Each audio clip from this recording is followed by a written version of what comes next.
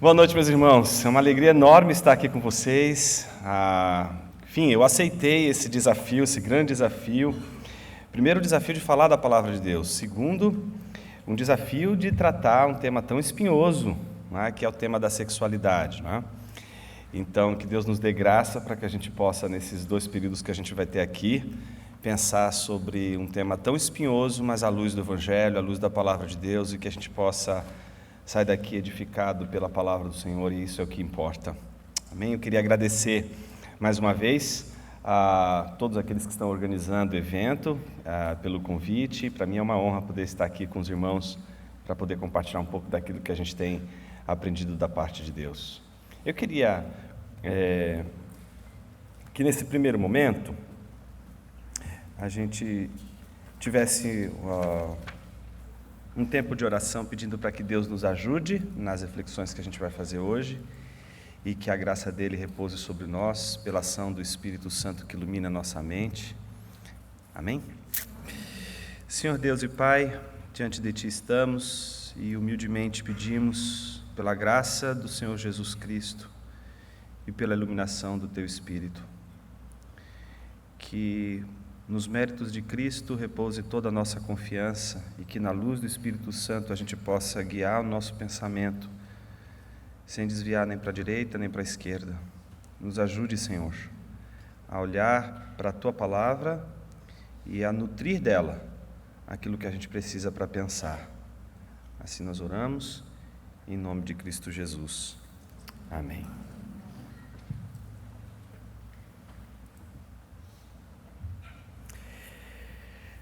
Meus irmãos, eu pensei em trabalhar com vocês, a partir do desafio que nos foi dado, a relação entre sexualidade e imaginação bíblica. Tudo isso pensando a partir de uma visão de mundo reformada, de uma visão de mundo que parte, portanto, de pressupostos muito claros como criação, queda, redenção, glorificação, mas também a providência divina, a graça comum, a soberania de Deus. Enfim, todas essas questões, elas são pressupostos e elas estão presentes em nossa mente, elas estão presentes no que a gente diz, no que a gente fala, no que a gente comunica. E eu dividi a exposição em basicamente 2 partes. Ela não é uma exposição, eu diria assim, de um texto bíblico em essencial, apesar de ter um texto bíblico essencial para a gente expor e pensar, mas ela é uma abordagem teológica, doutrinária, para que a gente possa responder questões que são importantes nos nossos dias, em especial relacionado à questão da sexualidade. Eu dividi em 2 partes. A primeira parte é levantar o problema, é fazer um diagnóstico. E esse diagnóstico mesmo já não pode ser feito sem um viés. Ninguém faz nenhum diagnóstico no nada, ninguém faz nenhuma análise, nenhuma observação do que está sendo feito do nada. A gente faz a partir de pressupostos, a partir de convicções, a partir de crenças, e por isso a gente analisa e vê problemas onde talvez muitas pessoas não veem problemas. Então, nesse primeiro momento, eu gostaria de me dedicar a trabalhar a problematização e, em seguida, a gente medita no texto que a Sagrada Escritura nos exorta hoje a pensar sobre a questão referida aqui. Eu queria começar digamos assim, nesse diagnóstico do problema, comparando 2 tipos de paganismo. 2 tipos de paganismo. O primeiro paganismo é aquele que a gente não conhece. Nenhum de nós aqui sabe o que ele é. Mesmo você, antes de ser reformado, ou antes de ter suas convicções sobre a palavra de Deus solidificadas nas doutrinas da graça, e mesmo antes de você ter abraçado a fé cristã, muito antes de tudo isso, mesmo assim você não conheceu esse paganismo. Esse paganismo que eu me refiro agora, nesse momento, é muito diferente do paganismo que a gente vivencia hoje. Ele é um paganismo que não tinha evangelho, que não tinha o cristianismo solidificado no sacrifício temporal de Jesus. Me refiro aos pagãos que existiam muito antes do evangelho, muito antes da igreja se solidificar.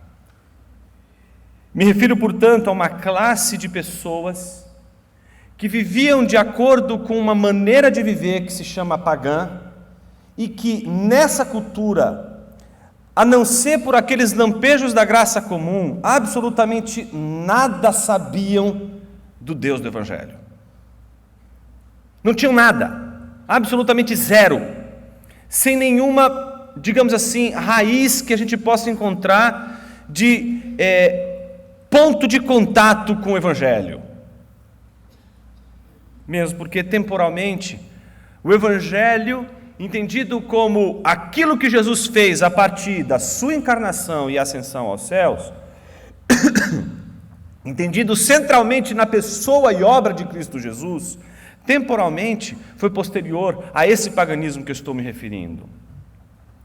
Esse paganismo foi o paganismo desafiado por cristãos que ouviram o Evangelho, dentre eles, talvez o maior de todos, o apóstolo Paulo, que se viu como alguém chamado por Deus, porque era chamado por Deus para pregar exatamente aos gentios, pregar exatamente àqueles que não faziam parte do contexto do povo da aliança e que, portanto, não conheciam sequer o Evangelho na sua proto-manifestação, na sua manifestação anterior, seja pelos profetas, seja na expectativa gerada em torno do Messias anunciado.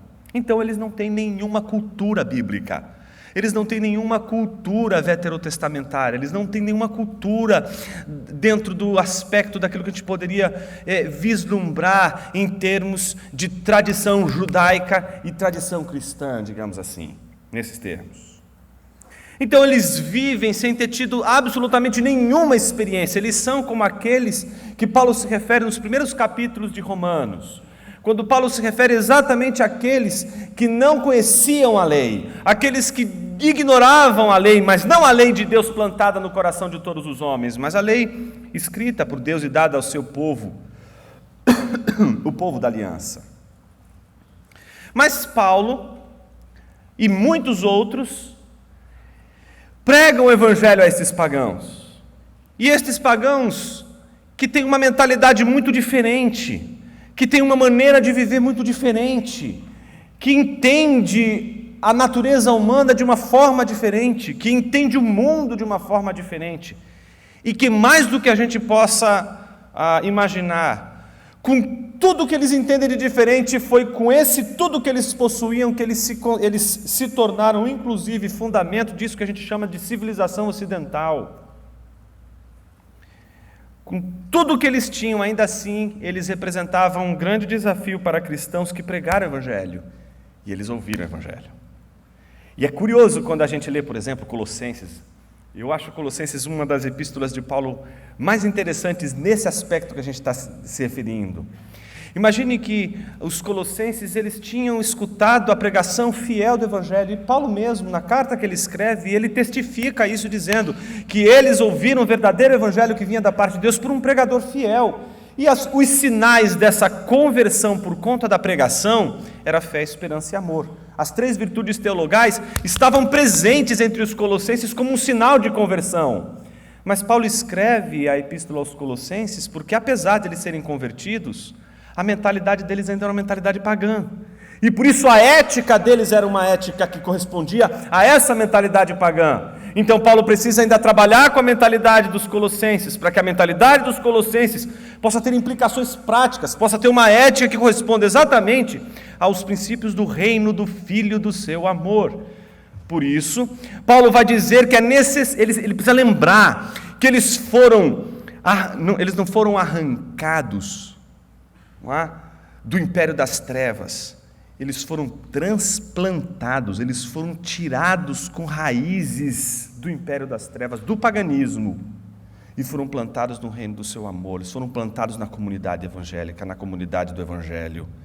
Só que nessa comunidade do Evangelho, eles vêm com as raízes desse paganismo, as raízes não são tiradas, elas vêm junto, e essas raízes elas vão fincar neste novo solo, e até essas raízes se adaptarem, e modificarem e perceberem que elas não estão no mesmo ambiente, que o ambiente é outro e que existe uma nova maneira de viver, que existe um novo padrão de viver, inclusive um padrão moral, existe um padrão, uma referência para se viver, que é Cristo. Enquanto eles não virarem essa chave, eles não vão conseguir refletir o que representa de fato essa visão, essa mudança de visão que eles precisam para a vida refletir as verdades do Evangelho. Então, por isso Paulo está preocupado com a maneira como eles veem Jesus. Imagina que para um pagão, é básico dentro da estrutura de raciocínio desse pagão, entender que tudo que é material, tudo que é concreto, é menos puro. E o que é mais puro? O que menos material é, o que é mais espiritual, o que não tem corpo, o que não tem carne. Então imagine que para eles, quando eles escutam as pregações sobre anjos, e os pregadores do Evangelho falando sobre anjos, eles pensam em anjos como sendo mais puros do que os homens, mais puros do que animais, mais puros do que qualquer coisa, porque eles não têm matéria.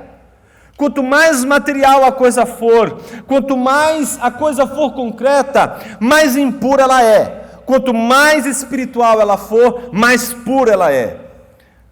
Então, é por conta dessa crença pagã que eles não conseguiam fazer a equação de procurar Jesus acima dos anjos, e invertiam, e procuravam os anjos acima de Jesus, porque Jesus, como veio em carne, eles entendiam que ele estava numa situação inferior àquela que Jesus se encontrava. Então, Paulo precisa escrever sobre a supremacia de Cristo, que Ele é o cabeça da criação, que Ele é o Criador, Ele é o Criador dos anjos. Precisa ensinar para eles que a maneira como eles estão recebendo o Evangelho não está contribuindo para que eles entendam o que o verdadeiro Evangelho está dizendo, e por isso eles estão fazendo confusões. Estão inclusive modificando a maneira pela qual Cristo deve ser pregado, Cristo deve ser concebido, mas preste atenção no que eu estou te dizendo. Eles eram convertidos. É possível ser convertido e ainda assim, mesmo apresentando fé, esperança e amor, apresentar várias influências culturais, da nossa experiência cultural, na nossa reflexão, e por isso a gente pode simplesmente deixar transparecer na nossa interpretação do Evangelho algo que é muito mais da nossa herança cultural do que do Evangelho. Então, até aqui, se você acompanhou o raciocínio comigo, você sabe que a missão da igreja foi pregar o Evangelho para esses pagãos. E eles, então, ouviam o Evangelho, eram convertidos, viviam dentro das igrejas, mas não era assim uma coisa tipo Shazam. De uma hora para outra, os caras já viram crentes, todos eles cantam bonitinho. Não. A mudança leva tempo. A maneira de se adequar, de entender como o Evangelho lida com as questões as mais diversas, vai levar tempo. E por mais que a conversão seja instantânea, por mais que o arrependimento e a fé, que é fruto da obra regeneradora de Deus, que é fruto do testemunho interno do Espírito Santo, por mais que ela dê o start e seja instantânea, ainda assim há um processo, no mínimo a gente poderia chamar de santificação, em que nesse momento não é só santificado a nossa alma, o nosso corpo, mas nossa mente. A nossa mente. Mas não é desses pagãos que eu estou me referindo hoje, porque não há nenhum pagão assim hoje aqui. Esses pagãos não existem mais. Nenhum deles. Eu me refiro a outro tipo de pagão. Vou me referir aqui ao neopaganismo. O neopaganismo, ele tem uma herança cristã. E essa é a grande diferença. O neopaganismo não é ignorante com relação à tradição cristã. O neopaganismo não é alheio à tradição e à história cristã. O neopaganismo não desconhece o Antigo e o Novo Testamento. O neopaganismo, na verdade, ele é consciente, inclusive, da presença desse evangelho e desse cristianismo no mundo. Me refiro a uma diferença muito profunda entre pregar para um pagão que nunca ouviu falar sobre Bíblia, sobre cristianismo, sobre Evangelho, porque não tem o Evangelho. para um outro tipo de pagão em que ele já tem na herança dele o evangelho, na cultura está enraizado, ele lê literatura, e ele vê na literatura do seu povo exatamente lampejos do evangelho, citações da Bíblia. Ele lê Machado de Assis, ele lê Jorge Amado, ele lê os dois, e os dois vão trabalhar, os dois vão fazer citações bíblicas, os dois vão falar das Escrituras. São diferentes. São dois tipos de paganismo. Esse segundo paganismo, que é o que nos preocupa, é aquele que não é ignorante com relação ao evangelho e à tradição cristã, mas pelo contrário, ele vem acompanhado dessa herança cristã. Me permita aqui uma pausa para exemplificar como esse neopaganismo se apresenta. Então imagine o seguinte: se o primeiro tipo de paganismo que eu apresentei aqui, as pessoas não possuíam uma ética cristã, e muito menos uma mentalidade cristã, elas eram evangelizadas, e a primeira coisa que acontece é uma mudança na mente dessas pessoas. Mas o que demora para mudar? A sua ética. A sua ética permanece pagã, por isso Paulo precisa escrever tratados de ética dentro das suas epístolas a esses pagãos, para que eles possam entender como é a ética cristã. Então eles não têm uma ética cristã, mas têm uma mente cristã, e agora essa mente cristã, que ainda precisa assimilar umas outras tantas verdades do cristianismo, precisa ser trabalhada para que essa ética se torne cristã.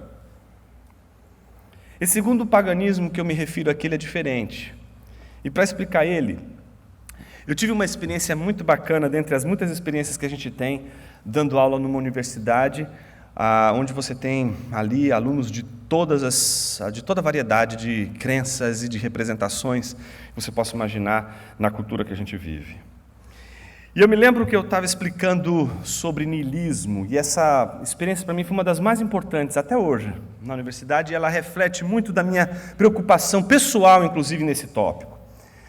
Quando eu estava apresentando o niilismo, que é uma visão de mundo que diz que nada faz sentido, que é a base, digamos assim, daquilo que a gente poderia chamar hoje de todas as propostas pós-estruturalistas que você vê aí de modificação, pelo discurso mesmo, de todo estatuto de poder sobre qualquer manifestação,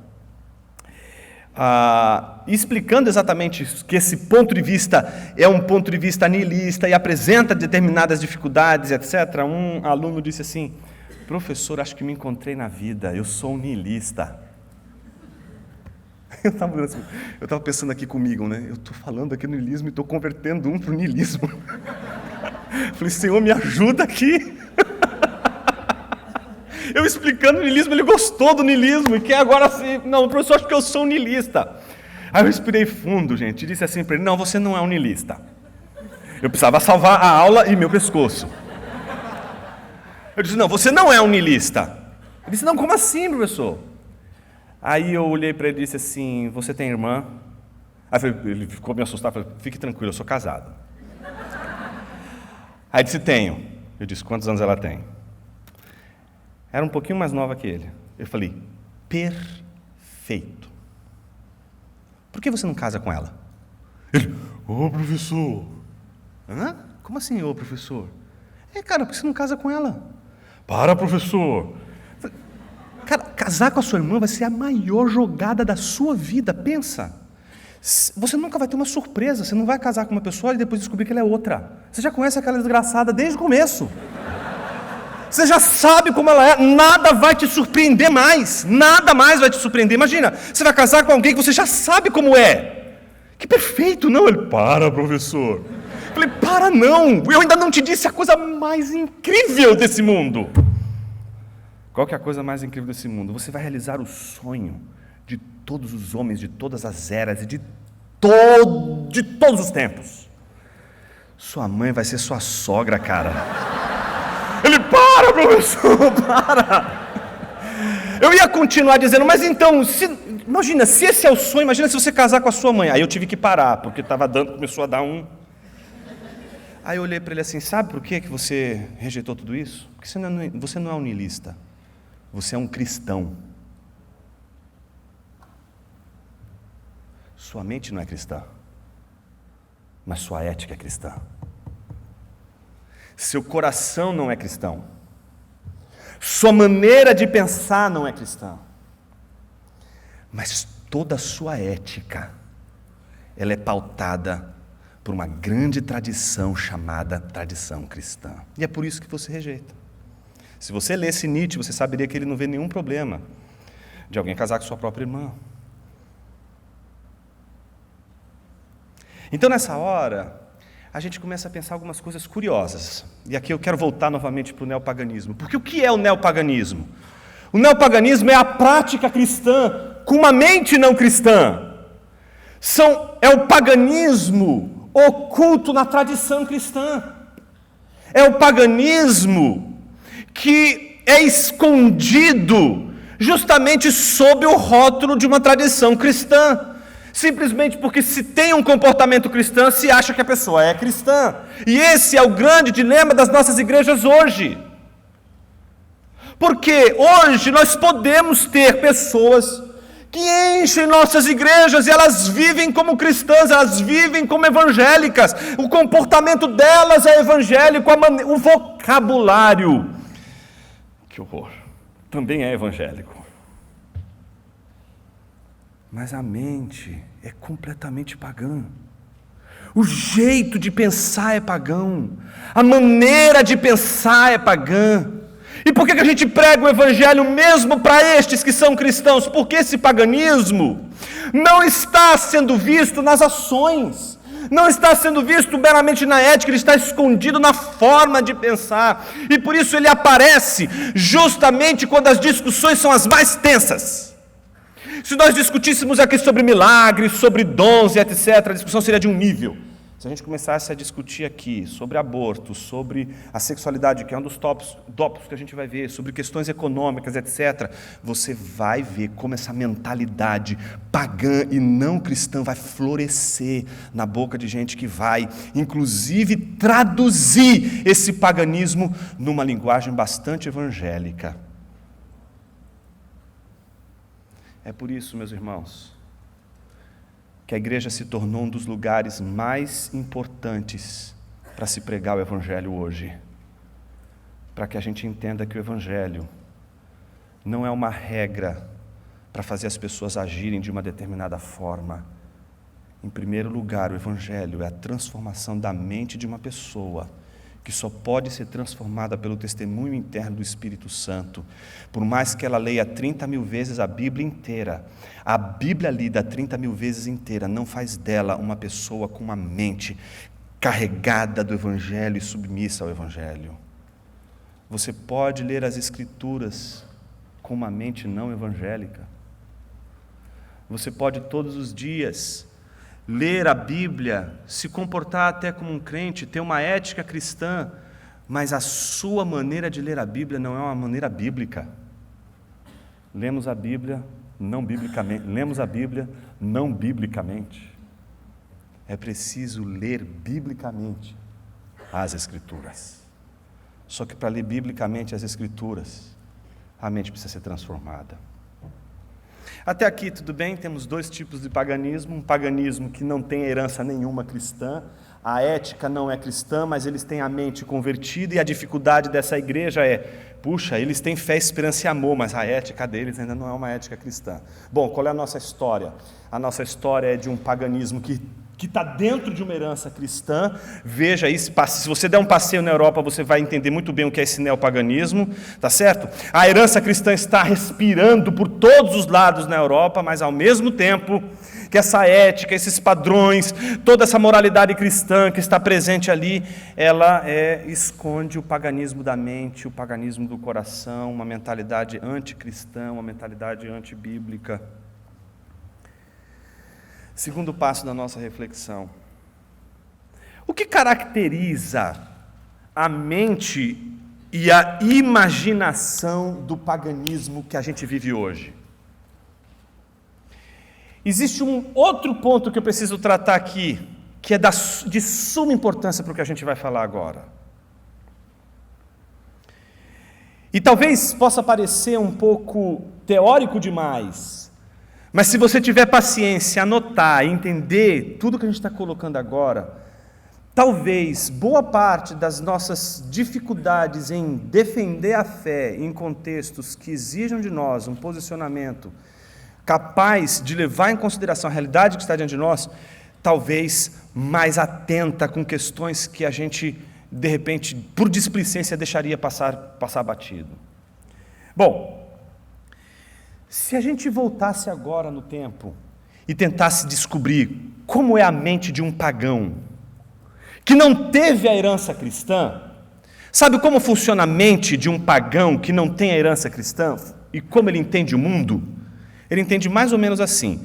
Eles podem ter diversas diferenças. Por exemplo, eu posso ter de um lado um Platão, de outro lado um Aristóteles. Os dois apresentam propostas diferentes, mas ambos vão pensar o mundo de uma maneira muito semelhante, e os pagãos em geral vão pensar de uma maneira muito semelhante a eles. Que maneira é essa? O mundo está dado diante de nós, tá certo? Existe uma coisa chamada mundo, e este mundo que existe diante de você é a fonte de todo o seu conhecimento.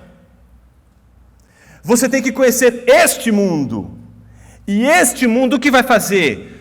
Vai afetar você. Você vai ver o mundo, você vai receber os dados desse mundo, você vai processar na sua mente esse mundo, e aí você vai representar esse mundo, você vai pensar esse mundo que você viu, que você percebeu. Deu para entender isso? Então você olha para o mundo simplesmente, olha para as coisas, olha para as pessoas, elas te afetam, o mundo te afeta, você pensa sobre elas. Se eu dissesse para você que isso vale tanto para um Platão como para um Aristóteles, mas vale também para Agostinho como um Tomás de Aquino. Por que isso aconteceu? Porque na tradição cristã, na história do pensamento cristão, estes cristãos, eles dialogaram com a mentalidade pagã. Eles dialogaram com o paganismo. De alguma forma, eles entraram em conversa com o paganismo. Agostinho teve que lidar com as questões de Platão. Tomás de Aquino teve que lidar com as questões de Aristóteles. Eles respondiam às questões daqueles que estavam no seu tempo, fazendo questões sobre conhecimento, sobre ciência, sobre cultura, sobre uma série de coisas que existem ao nosso redor.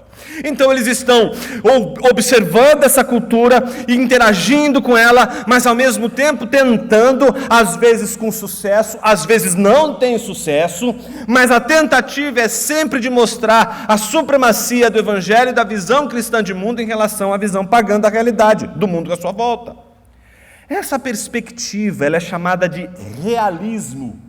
O que é o realismo? O realismo é uma coisa muito simples e que toda mãe nesse mundo ensina para o filho desde pequeno, o que é o realismo. O realismo é assim, isso é assim porque é assim. Tá certo? Então quando você diz assim, chega lá, mamãe diz assim para você, tá certo? Filhinho, faz isso, isso e isso. Aí o filhinho quer dar uma de filósofo, tá certo? Aí diz assim, por que, mamãe? Ele está angustiado, com perguntas filosóficas tremendas. Ele quer saber agora o porquê ele tem que fazer o que tem que fazer. A mãe dele simplesmente mostra os chinelos assim, porque eu estou mandando. Tá certo? Porque o mundo é assim, ponto final.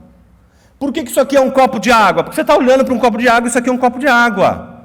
Tá certo? Então vai chegar alguém e dizer assim, mas esse é um copo de água? Será que isso é um copo de água? Já viu, gente? O filósofo, quando começa a fazer, digamos assim, elucubrações assim, né? Os filosofentos principalmente, né? Eles olham para o copo e dizem assim, você acredita que esse copo exista? Imagina isso para sua mãe. Sua mãe fala assim, claro que existe! Pá! Joga na cara dele.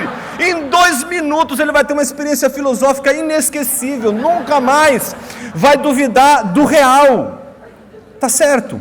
Então imagine toda essa história que vem desde os pagãos, antes de conhecerem o cristianismo, e os pagãos que conheceram o cristianismo, todos eles acreditam que isso aqui é real. Ninguém faz uma questão do tipo, isso aqui não é real, será que eu estou sendo enganado? Será que existe alguém fazendo pensar isso, que isso aqui não é isso aqui? Não, ninguém está fazendo um negócio desse.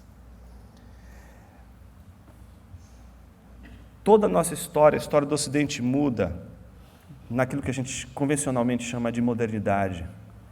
Quando os grandes filósofos da modernidade, aqueles nomes famosos, né, Descartes, Kant, essa turma toda, quando eles duvidaram de um copo d'água, de que ele existe.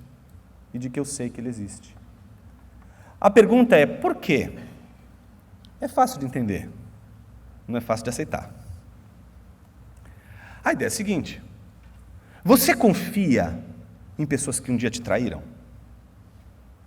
Naturalmente alguém vai dizer assim: confio desconfiando, né? Então, você não confia. Tá certo? Se uma pessoa te traiu uma vez só, você pode até confiar, mas esse outro pezinho, está aqui atrás, tá certo? Então, basicamente, a modernidade entendeu que os nossos sentidos nos enganam, eles nos traem. Então, se aquilo que eu estou olhando de longe parece uma esfera, quando eu chego perto é um quadrado, está vendo? Você se enganou. Então, já que me enganou uma vez, eu não posso confiar nunca. Por isso que a mentalidade moderna é ressentida. Somos todos ressentidos com o real. Não conseguimos assumir que isso é exatamente assim porque é assim. Então a gente é cético, a gente duvida da existência das coisas, a gente duvida da existência de tudo, duvida até da existência do nosso próprio corpo, e a única coisa que a gente não consegue duvidar, vejam a brilhante dedução que a modernidade descobriu para todos nós, de que nós existimos. Incrível isso, não? Sua mãe já sabia isso muito antes de Descartes. Mas, enfim, o que acontece? Nós existimos, e isso se torna a grande descoberta da modernidade. O que é isso que existimos? É o eu, o sujeito. Preste atenção no que eu estou te dizendo agora, que isso é da máxima importância. Se você pega toda a antiguidade, Idade Média, e todo mundo pensa exatamente assim, isto aqui é real. Na modernidade para frente, todo mundo fala assim: não, eu não sei se isso aqui é real. A única coisa que eu sei que é real é a minha mente. E eu só conheço as minhas ideias, não conheço nada do mundo real. Então, esse ceticismo que vai atravessar a modernidade, vai ser como uma farpa na mente, vai conduzir toda a mentalidade pagã para uma experiência do mundo cética, sempre de suspeita, se suspeita de tudo. Você nunca, quem aqui está numa universidade? Só para dar uma olhadinha rapidinho. Ótimo. Tem lugar para se suspeitar mais do que na universidade? Você suspeita, quando você entra na universidade, você começa a suspeitar da sua sombra. O professor começa a levantar, principalmente quando vem com autoridade, né, da cátedra. Então, não, mas eu estou chegando agora, né? Pato pequeno, pato jovem, não dá não. Vou ficar quietinho na minha. Então você vai ouvindo todas aquelas coisas, etc. Daqui a pouco você não está mais acreditando em nada. Né? Você não está acreditando nem que você está matriculado naquela universidade. Você está em crise existencial. Você não acredita nem mais que você vai conseguir terminar a faculdade. Você chega assim: eu preciso de oração, irmãos, porque eu acho que eu não vou conseguir. Você fica tão cético, você já começa a duvidar de tudo, você põe em xeque todas as questões. Porque a única coisa que você vai conhecer são suas ideias. Bom, naturalmente você deve estar perguntando: Jonas, onde você quer chegar? Para a palestra de hoje, que é a primeira, eu li o livro da Judith Butler, não sei se vocês já ouviram falar, uma feminista importante, teórica aí daquela teoria queer. Não é? E eu li esse livro com atenção por uma questão de defesa mesmo do evangelho dentro da minha igreja, com universitários, com o meu trabalho diário, cotidiano. Mas fiz também porque precisava trabalhar para essa palestra. E o que eu achei tão interessante é que do começo ao fim do livro, ela pressupõe uma teoria, que é a teoria da representação. E eu não vejo ninguém, eu vejo um monte de gente, inclusive tem gente evangélica trabalhando com as questões, mas não se toca exatamente no ponto da representação. E a pergunta aqui fundamental é justamente em torno da representação, e você vai entender por quê. A consciência moderna colocou diante da gente a dúvida com relação a tudo. Descartes foi o primeiro a duvidar de tudo, inclusive do próprio corpo. Ele duvida do seu próprio corpo. É preciso colocar em xeque o conhecimento do seu próprio corpo. Então, qual é a única coisa que você pode conhecer com segurança que a modernidade vai ensinar para a gente? Que você pode realmente conhecer? Sua ideia. Sua representação. Então, eu tenho a minha ideia, ela tem a ideia dela, ele tem a ideia dele. Todos nós três temos as nossas ideias. Eu conheço a minha, ele conhece a dele, ela conhece a dela e ponto final. Essas ideias são conhecidas por nós e delas, somente delas nós temos conhecimento. Por isso, cada um de nós, por mais que analise esse copo, a gente vai ter uma perspectiva diferente do copo. Então o que está em jogo na verdade? Não é o copo. O copo já foi. O copo nem existe. Imagina, tem que ser cético, né? O copo nem existe, porque agora a nossa discussão não é mais sobre o copo em si. A nossa discussão é sobre as nossas ideias do copo. O que ele pensa do copo, o que eu penso do copo, o que ela pensa do copo. E o copo? O copo não existe. Tá certo? É o que ele pensa do corpo dele, o que eu penso do meu corpo, o que ela pensa do corpo dela. Mas e o corpo dele? E o meu corpo? E o corpo dela? Não existe. O que existe são nossas ideias. Nós não falamos mais sobre as coisas. Nós não falamos mais sobre o mundo. Nós não falamos mais sobre o corpo. Nós falamos sobre a ideia do corpo, a ideia do mundo. E discutimos sobre nossas perspectivas do mundo, sobre o que entendemos do mundo, sobre o que achamos do mundo. E é essa a base fundamental do neopaganismo. O neopaganismo herda uma herança cristã, uma tradição cristã, tem uma ética cristã, mas uma mentalidade que suspende o juízo com relação ao mundo real e pouco se importa com a realidade, porque a única coisa que realmente importa são as nossas representações. Como você vê o mundo, como você enxerga o mundo. O que é o mundo? Nada mais, nada menos do que a ideia que você faz dele, ponto final. Naturalmente você deve estar se perguntando, e o que isso tem a ver com sexualidade, Jonas? Imagine que quando o real se perde, quando um copo já não é mais um copo, e a gente olha para um copo e diz, não, isso é um copo. Tá certo? Quando a gente já diz, não sei se é um copo, você pode olhar para um homem e já não saber se é um homem. Você pode olhar para uma mulher e não saber se é uma mulher. Sabe o que é pior de tudo isso? Você pode olhar para uma criança e não saber que é uma criança. Tudo depende da sua representação. Tudo depende de como você representa. Eu peguei 3 exemplos de 2018. 3 exemplos de 2018. Uma norueguesa chamada Nano, 22 anos de idade, alega ser transespécie. Se você está pensando em transgênero, você está atrasado. Transespécie. Não é uma orientação distinta de gênero, é uma orientação distinta de espécie. Ela, eu não disse ele, ela acredita que nasceu na espécie errada. E afirma que na verdade é masculino aí, gato. Preso em um corpo humano do sexo masculino. Então, aqui é a confusão, né? A gente já não consegue mais dizer que um copo é um copo, então a gente já não consegue mais dizer nada sobre o mundo. Esse é o problema. Quando simplesmente o real escapa das nossas vistas, simplesmente o que a gente perde é a noção, inclusive, do que está diante de nós. Então, imagine você que a gente pode estar lidando aqui com uma pessoa que está sofrendo. Está entendendo? Uma pessoa que está sofrendo. Só que agora, o real, o sofrimento dela, é simplesmente jogado de lado. Porque o que a gente tem aqui é uma ideologia. O que a gente tem aqui é uma ideia. Uma visão de mundo. Uma maneira de enxergar o mundo. E a gente não está mais discutindo o mundo. A gente só está discutindo visões de mundo.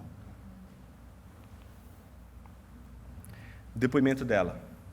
Fui um gato toda a minha vida. Mas só assumi aos 16 anos, quando os médicos e psicólogos descobriram o que havia dentro de mim. Se levasse numa igreja, vocês sabem muito bem, arrancariam de outra forma aí de dentro. Vou tomar uma água.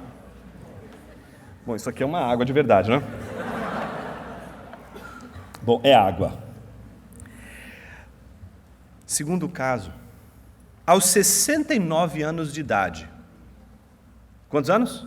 69. Cuidado aí se tiver alguém de 69 anos do seu lado, hein? Emily Hattelband, um holandês, se sentiu discriminado por causa da idade. Porque ele se olhava no espelho e se via 20 anos mais jovem. E as pessoas tratavam ele como quem tem 62 anos de idade. Eu estou vendo uma velhinha do meu lado, ela quer que eu trate ela como uma adolescente de 16 anos, mas eu não sei que ela é uma adolescente de 16 anos, porque quando eu olho, eu vejo o corpo, eu vejo a velhinha, esse é o problema. O problema é que eu não consigo suspender o mundo real para pensar só nas minhas ideias, e entrar na mente da pessoa, e entrar no jogo da fantasia da pessoa. Mas enfim, ele entrou na justiça, pediu autorização para mudar a idade que tem no seu documento de identificação, passando a ser identificado como tendo menos 20 anos. Hoje ele tem 49 anos de idade. Então, os senhores aí de 69 anos de idade, fica a dica. Terceiro caso, 2018, na Universidade de Würzburg, na Alemanha, durante a exposição de uma palestra, sabe aquelas palestras TED Talk? Uma estudante de medicina apresentou a seguinte palestra, com o título: Por que nossa percepção da pedofilia tem que mudar? O nome dela é Miriam Hein. Ela afirmou: a pedofilia é uma orientação sexual. Ou seja, não é mais crime, não é mais perversão, é uma orientação sexual. Não mais perversão, e por isso deve ser aceita pela sociedade. Ela entende que existe a pedofilia enquanto violência, como qualquer outra atitude sexual sem consentimento. Mas no caso, existem aqueles que praticariam a pedofilia, não por perversão, não por violência, mas por amor. É uma forma de amar.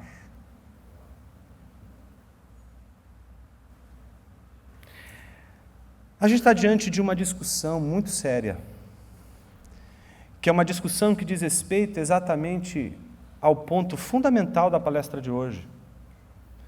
Eu acho que você já deve ter escutado muito falar, e às vezes até parece impreciso a discussão, às vezes tem exageros, a gente sabe que tem de todas as partes aí, mas toda a discussão em torno dessa ideologização cultural, e toda a discussão em torno da ideologização cultural, ela é fruto de uma discussão que simplesmente suspende o real, e a gente discute só ideias.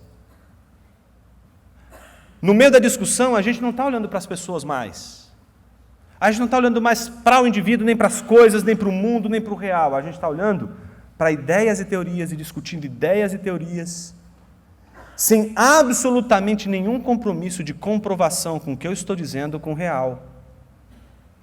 Então, basicamente, esse movimento que caracterizou o relativismo moderno, que fez as pessoas de alguma forma dizerem, mas tudo é uma questão de perspectiva, depende, de como você está lendo esse texto, ele pode significar isso. Então, eu sou um dos maiores defensores da multiplicidade de perspectivas. Eu entendo que existe sim a possibilidade de uma pluralidade de perspectivas. O que eu jamais vou afirmar é a validade de todas as perspectivas. Vou dar um exemplo. Estou na universidade e tem um sujeito que não é cristão, ele é um historiador e quer estudar Jesus como um judeu do primeiro século, quer encarar Jesus como um judeu do primeiro século. Ok, na minha opinião, ele vai estudar só uma parte do que é Jesus. Ele não vai estudar tudo o que ele precisaria estudar sobre Jesus. Mas Jesus, como um judeu do primeiro século, ok, ele vai ver uma perspectiva, é válida.